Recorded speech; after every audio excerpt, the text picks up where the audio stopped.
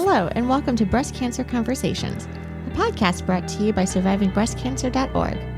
I am Laura Carfing, breast cancer survivor and founder of survivingbreastcancer.org, a nonprofit organization providing community, education, and resources to empower those diagnosed with breast cancer and their caregivers from day one and beyond. Hi, everyone, and welcome to another episode of Breast Cancer Conversations. I am so excited to be starting my week off with all of you.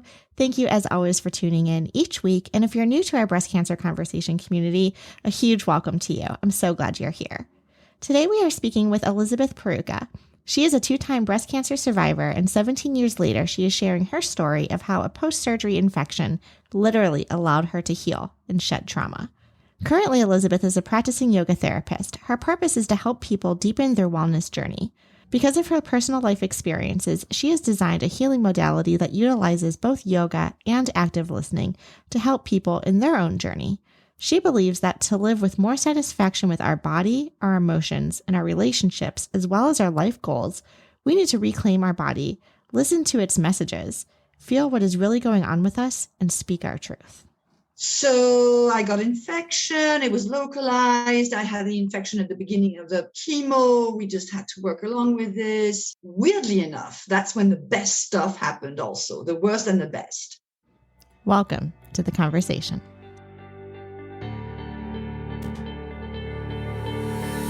Well, hello. My name is Elisabeth Perucca. I am French. I was born in Paris. I've been living in the States, in Atlanta, since 2006. And I am a double cancer survivor, 2004, and then second time 10 years later. I'm also a yoga therapist. I live in Atlanta, and I'm also a teacher of French as a foreign language, and that's it.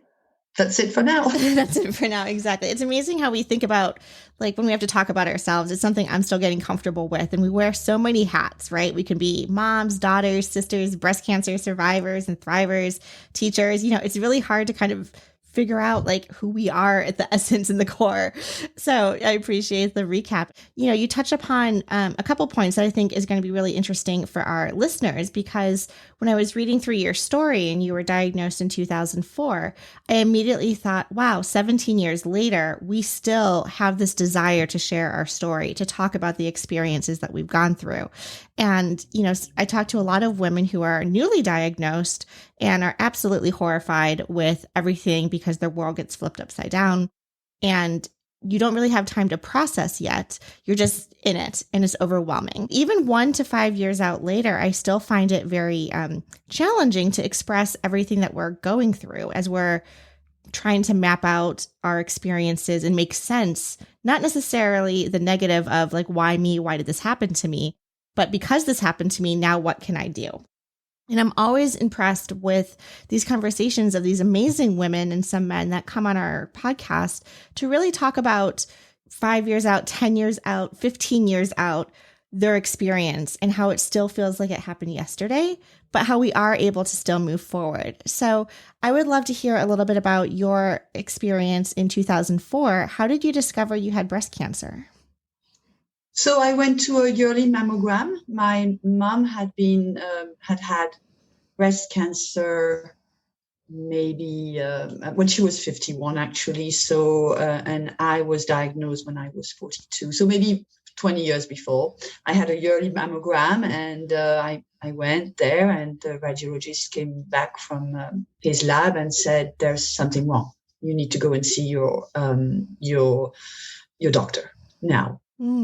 So right there after the mammogram, they could see something on the film, thinking something was. Yeah, it was it was very clear that it was going to be cancer. He didn't say the word, but I understood from the way he talked to me. This was in Paris, where I lived at the time.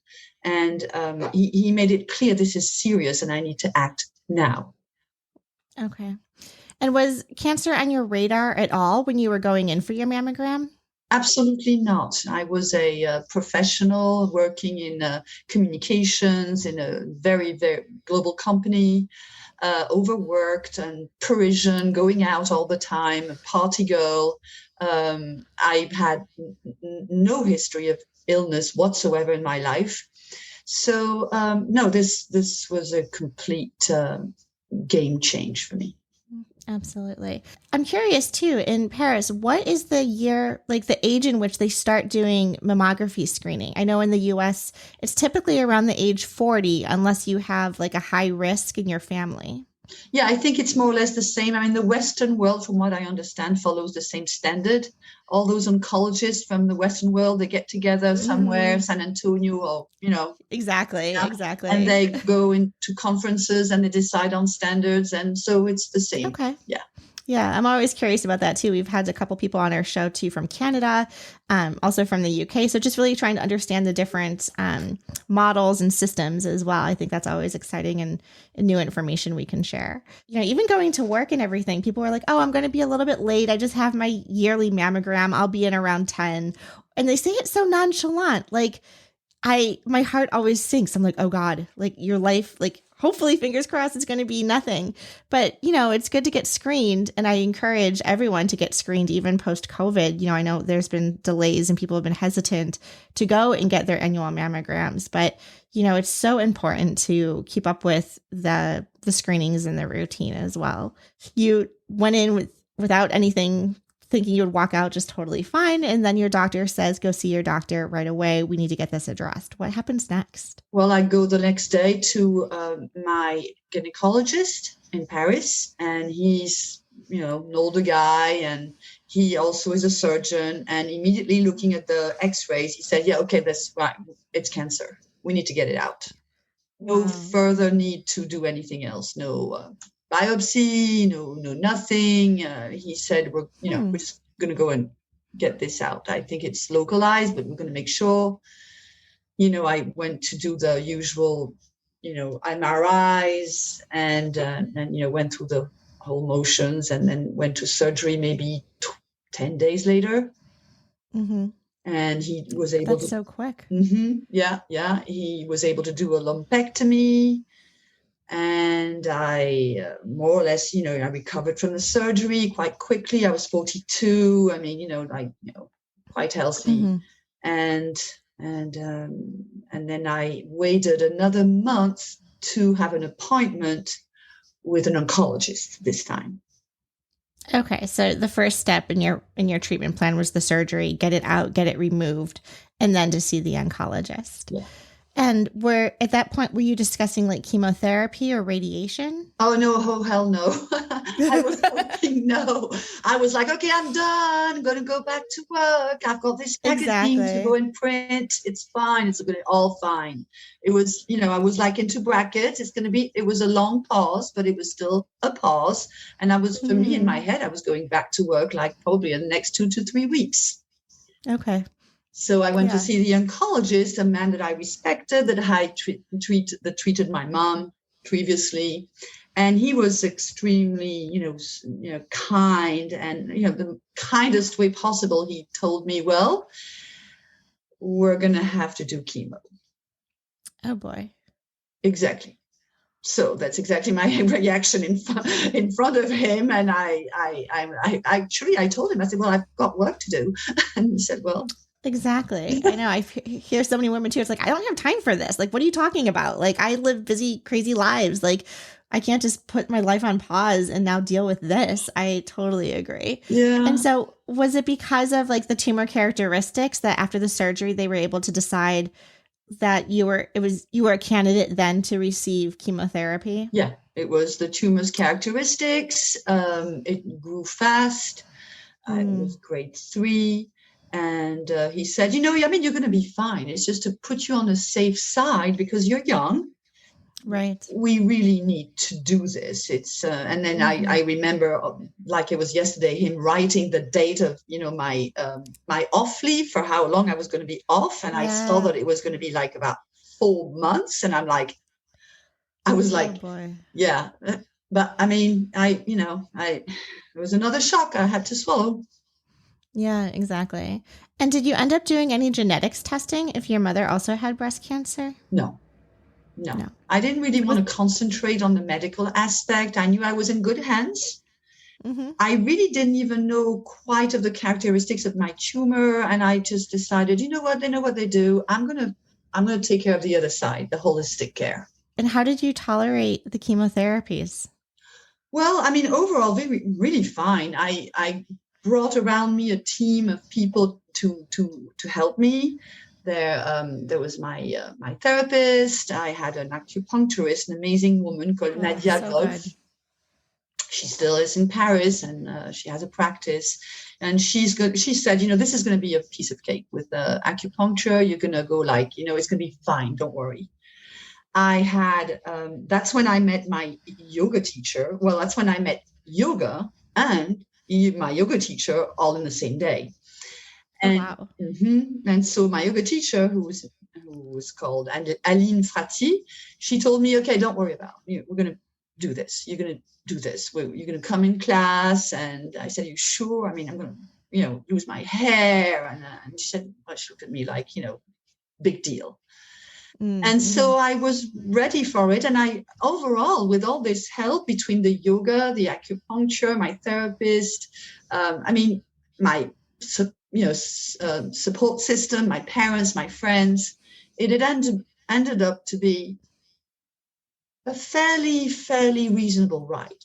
The majority of the support group came and rallied around you at the time of the chemotherapy versus earlier on during the surgery? Yes. Between the surgery and when the chemotherapy started, about a month that I got everybody around me. And I met all these new modalities and also these new people. Yeah. Now, were you into other holistic and alternative treatments prior to? Have you already been exposed to some of the acupuncture and Eastern medicines? Absolutely not.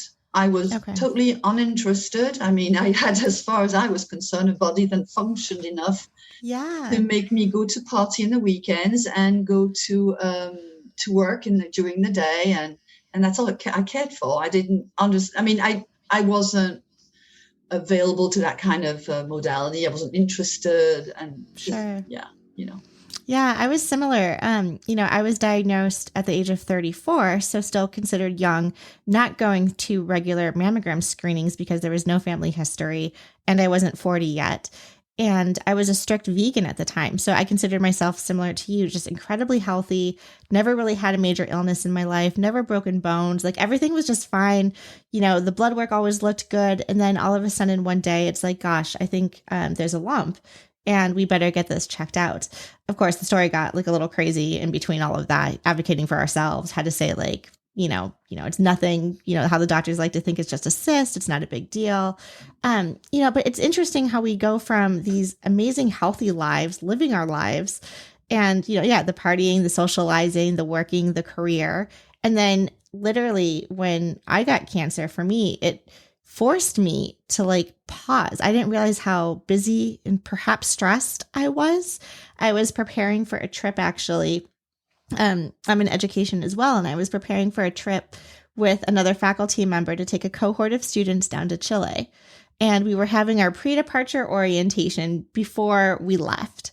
And I had to call this faculty member and say, I have a medical issue. I don't think I can go with you. I am incredibly sorry for the last minute notice. And, just again, working with my employer and finding, a replacement and substitute was fine. But I was just I had to stop traveling. I had to take time off from work.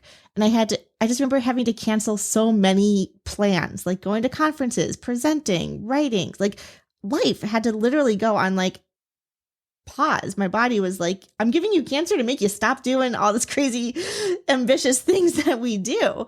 And it's just so, I'm reflecting on that now, hearing your story. And it's just amazing how our bodies, if we're not in tune with them, they will find a way to make us listen. Yes, absolutely. Yeah. Well, that was my first lesson, and I was 42. Yeah. I mean, in my case, I was overworked. I didn't really know it because I was so overworked that I wasn't aware of it. And I was also coming out of a relationship that was painful.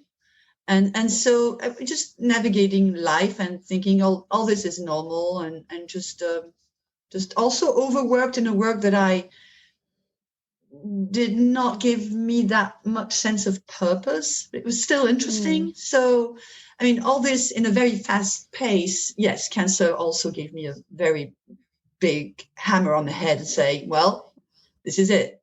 You got to stop. Tell me about acupuncture. I have heard amazing things about it. I have yet to actually practice it, try it, and sign up for it. One of the issues here in the US is it's just so incredibly expensive, and I haven't invested in that part of my health just yet. But I am curious to hear if you can tell me a little bit about what the acupuncture was like for you, and then how it helped complement the chemotherapy you were going through. I mean, it was extremely helpful, and it's like any healing modality. I think it has to do with the healer himself or herself. Mm-hmm. I had a complete trust into Nadia Wolf, and what happened is that after each chemo, every 3 weeks, I had to wait about 3-4 days, and then go and see her so that she would put needle and bring my energy back up. Because of course, as you know, well, I don't know if you know, if you went through chemo, but one of the problems of chemo is that it brings you more into a lower energy again and again and again. That's really the problem. It's not, I mean, emotionally, that's the problem. Well, with her session of acupuncture, she was able to boost that energy up so that I would spend the following 2 weeks in an almost normal state and prepare myself for the following chemo session. I see. Okay. So it was crucial to see her. Yes. And I hear that a lot too with acupuncture as well. And just what I've studied about it is that it helps rebalance some of that energy and that flow in your body as well, and opening up some of those gateways that could be blocked. So, I think I'm excited. I mean, one of these days it's going to be on the list of things to do. I just haven't signed up yet. Do it tomorrow. It's really one of those modalities that I do it now every month as just maintenance. Oh, okay. Just maintenance. I don't wait now for a crisis. I go every month or every 2 months. It depends, Okay. Just for maintenance. Well, that's good to know too. So you can do it just like once a month. I wasn't sure if you had to do it like weekly or. No, there's and you can discuss that with the acupuncturist.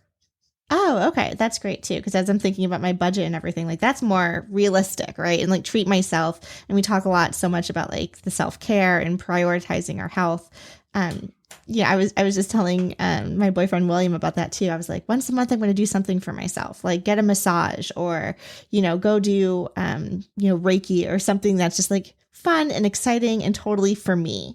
And I've started that just a couple months ago and I love it. I look forward to it every 4 weeks. So I'll definitely add acupuncture to the list. I would recommend it. Yeah. Do they put the needles all over your body or do they focus on a specific area? It depends how you show up with. And it depends of the healer, of the acupuncturist, what you tell him, her, and what you need, and what they need that you need, what they feel that you need. It's not mathematics. It's right. It's an art also, and it depends on the relationship with the acupuncturist. Okay. Yeah, all important things.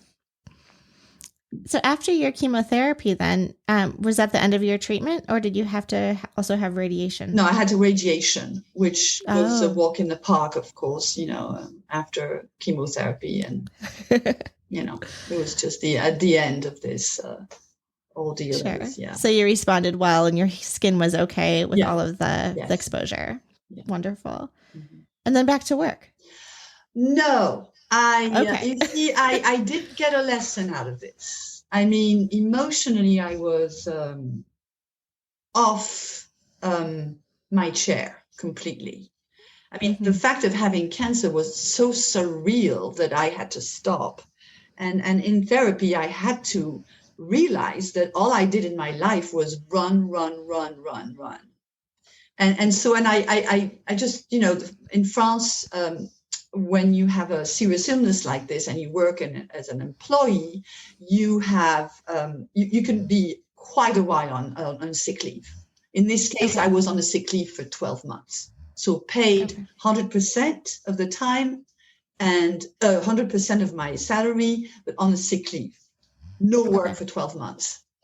So, and I mean, I needed this pause. Plus, I was starting to do yoga. I was connecting to my body in a way that I had never connected before. Sure. An extraordinary amount of tiredness came up. And my teacher made sure I saw it. I didn't just, go in class and then run back. She said, are you seeing what is happening? This is serious. Wow. If you go back and you run back to what you were doing, you're going to get exactly what you got.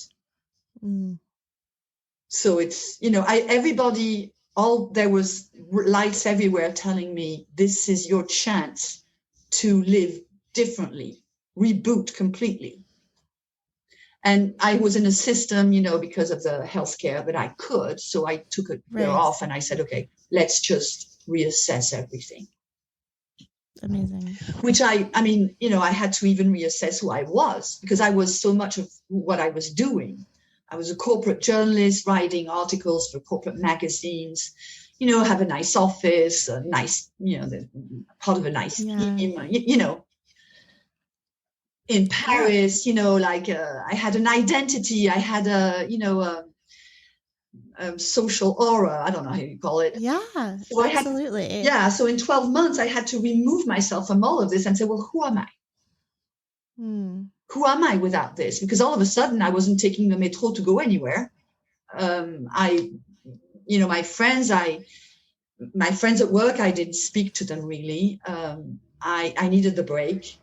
And I wasn't doing anything. It's really the most important thing for me. It was like, I'm not beating myself up and I don't know what to do with myself. Yeah. So I think sometimes we find ourselves too in that like forced solitude to confront who we are and really ask ourselves, like the mask is gone. We can't hide behind the computer screen, the job title, the apartment, the location. When you strip all of that away and say, okay, at the core and in the essence of like, who am I? And who do I want to become? What is my purpose? And what is the gift that I can give and share with the world? So I think it definitely takes some deep soul searching, and it doesn't happen overnight too. It's definitely a process to do some inner work, and it can be painful because you're forced to confront some things that maybe we've been burying that we don't want to confront as well. So in this year, then you got to experience, you were practicing yoga, finding time to really heal yourself organically and naturally from the inside out. Exactly. It was a year of meeting myself. I like that. Yeah, connecting with myself. I started visiting museums in the middle of the week. I started going to music festivals, which I had stopped going because, I was just so tired all the time. I couldn't spend a weekend, even in a concert. I mean, sometimes, but not all the time. All of a sudden, I started dancing, going to concerts, museums, calling friends to show me a part of Paris that I didn't know. I mean, all those things that I had I was blind to. And also I did a lot of yoga. I went to yoga retreats with my teacher, who organized a wonderful yoga retreat in a wonderful place at the foothills of the Alps. Beautiful. It doesn't get better than that. Yes, exactly. I was reading your story. One of the things that jumped out at me was your yoga teacher seeing in you that you should become a teacher. Yes. Tell me about that experience. Were you expecting that at all? You started practicing and it seemed to be very beneficial. Did you ever think your career would pivot in that direction? So no, I didn't see that coming at all. I was such in a mode since I was a young adult. I programmed myself to be a professional. That was what expected from my parents. It was that generation. They wanted good for me, and they wanted me to be, financially independent. And so I had to have a certain status, or that's what I thought. And so I went to, when I was in those yoga classes, of course, I had always loved dancing, but I put that behind me. When I, became a young adult, I thought, okay, this is not serious. This is not for me. I need to be a professional. And so Eileen saw the love of movement, of dance that I had in me. Not that I was specifically, wonderfully good at yoga. I think she just felt that longing that I had buried. She was very intuitive, like exceptionally intuitive. Yes. And so, just in the middle of the class one day, right after, she said, "You need to teach." And I'm like, whoa, okay. And then when she said those words, of course, those dreams of being a dancer came back, and doing theater. And I'm like, could I really do that? You mean I don't have to be like a corporate professional? It just kind of opened a window that was closed for a long time. Isn't that amazing how someone can just mention something and put like this faintest idea in your head and you're like, wow, how many personal barriers, that invisible barriers that we put onto ourselves that, really we can like need to shatter and push over and, allow ourselves to really hone in on that creativity and that space of really who we are. Sounds like your teacher too, also with this like intuition and being able to read the student, is different than some of the more traditional like 200-hour yoga training practices, et cetera. Can you tell me a little bit about the yoga practice and where you find yourself in kind of bringing together these different yoga modalities into what is actually innately and beautifully your type of style of yoga? I mean, although I'm a yoga therapist, I'm not a yoga expert. So I'll tell you, as I know, as I can tell you with my own words. Aline used to, she passed away in 2018. And she, right until she died, she used to teach a yoga that I never have seen taught ever again, anywhere, whether in France or in the States, ever. So her style of yoga, to make it really clear for the audience, it was extremely slow movements, extremely easy movements for the most part. So accessible for absolutely anybody. And the focus that she put was on the breathing, the yoga breathing. And so the combination of both the slow movements and the breathing made me connect deeply with my body, with the sensations in my body, and even beyond the sensations, what intuitively my body was saying to me. That's the kind of yoga that I got connected with first. Then when I went into a 200-hour yoga teacher training, I was connected to another type of yoga that was more sports-like. Not that it's good or bad, it's just different. Sure. Yeah. So Aline's yoga and the yoga that I practice and I teach is really all about bringing a person and me to bridge that distance between the soul and the body. How do you define yoga therapy? What does that mean for you? What it means for me specifically is to use yoga as one of the modalities to help a person be happier with themselves, their body, their relationships with others, with emotions, and with their life goals. It's one only of the modalities. It's not all of it. That's me. I'm very aware that other yoga therapists out there really use yoga and yoga majorly and only as the healing modality. I don't. I believe that the yoga that I facilitate is very helpful. I also believe it's not enough to heal. I believe that to heal, we also need to name our wounds. And so as a yoga therapist, I use both what I call circle work, whether it's private sessions or in group sessions, circle work for clients to name what is happening with them, what is going on with them in their lives, what they're really truly feeling.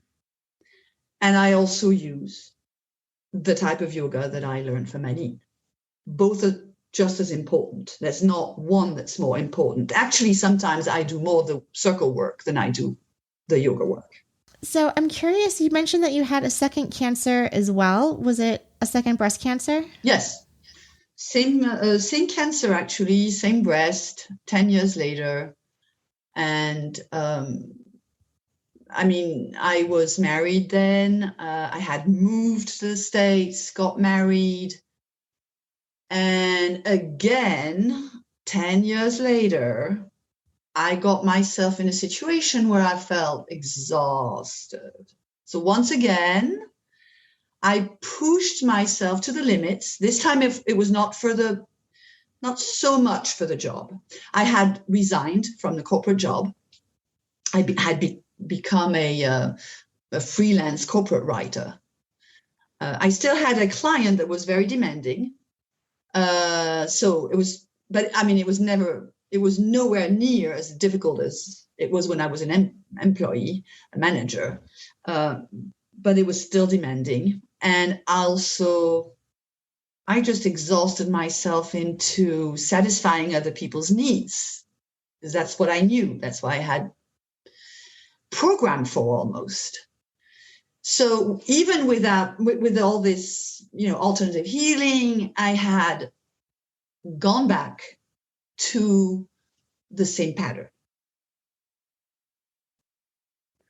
At least that's how I see it. And so I went, same, on a yearly mammogram checkup.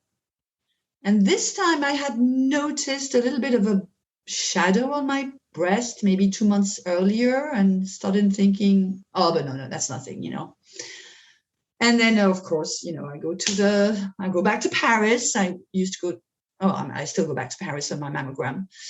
And the radiologist said, yeah, it's not good. It's cancer. You got to go back to your doctor, oncologist. He wasn't sure, but I mean, I know that, my radiologist he specialized in breast. So just him, asking for a biopsy, I'm like, okay, I got to stop being ready. Well, looking back at it for me, as I say, I was exhausted. I had exhausted myself both times. And not only in terms of doing a lot, but also doing things for others. So meaningless stuff. Doing a lot of things that had meaning for others, but none for me. And I think there's a price that we pay for that. Whether it could be cancer or maybe an accident or something, So this time, that second time was definitely for me an opportunity to go deeper into the self-search, soul search. It was, I don't know if you're going that way, but it was just so much an obvious thing for me. Like, okay, so this time I cannot go halfway. I immediately had the impression after that second diagnosis that I had done some of the work, but didn't have the courage to do all of it. So, so that's when linger on that though for a minute, like to have the courage to do all of that. I think that is very pertinent. It's scary. It's, I was talking to William not too long ago when I had this kind of breakdown moment, and he was like, oh, is that like, the rock bottom? You hit like a low point and now you're ready to pull yourself up. And I'm like, no, I reached the top of the mountain and I'm ready to jump. Like, I'm so ready to like make a change. And it was just kind of this funny comparison of like, no, I'm not rock bottom. I'm like way up here and I'm ready to like embrace. And so, I think when you're saying there's the courage to go deeper is really powerful. So I just wanted to stop and like just hear that again. That was really resonated. And so when you had the second diagnosis, was it also early stage, or did it metastasize to other parts of your body at that time? Well, it went to 2 lymph nodes. Okay. So it had got, a little worse. Sure. And I was like, oh my God, I got my lymph nodes. It's like I was, and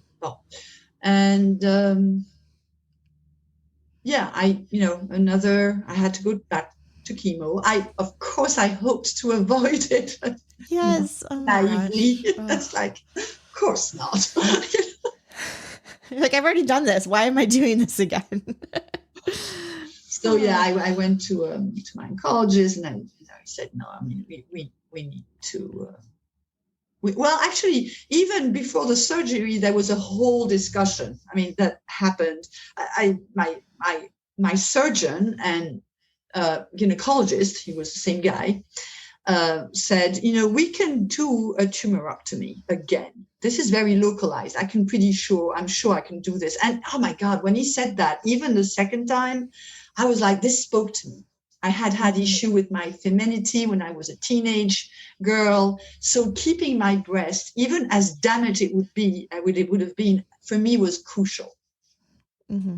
So we shook hands and said, okay, let's do this. Yes, let's do this. And then 2 days before the surgery, he called me. He said, oh my God, I'm so sorry. I spoke too fast because I had to give your file to a commission. That's the way it's done in France, when there's cancer. And the commission decided that you had to have a mastectomy. Oh, wow. And I was like 2 days before surgery. And I'm like, what? So he was kind enough and also mature enough to tell me, just know that you are the one who decides. I will follow you. So, I churned for 2 days, and I was staying with my parents at the time, and my father was like, yeah, do the mastectomy, go do the mastectomy. And my mom's like, well, listen to you. And I'm not going to do the mastectomy. I don't care about the commission. I'm going to do what my soul tells me. This is my doctor. Mm-hmm. So, I called the doctor and I said, no, let's go with the first idea. Let's do tumorectomy. Yep. And that's what we did. Yeah. And you got clear margins and everything was fine? Yeah, everything was fine. The only thing that was not fine is the mending of the scar. Okay. Because he did a tumorectomy on a breast that had already radiation, so damaged tissue. Yes. And so the mending, I don't know the other word in English, but there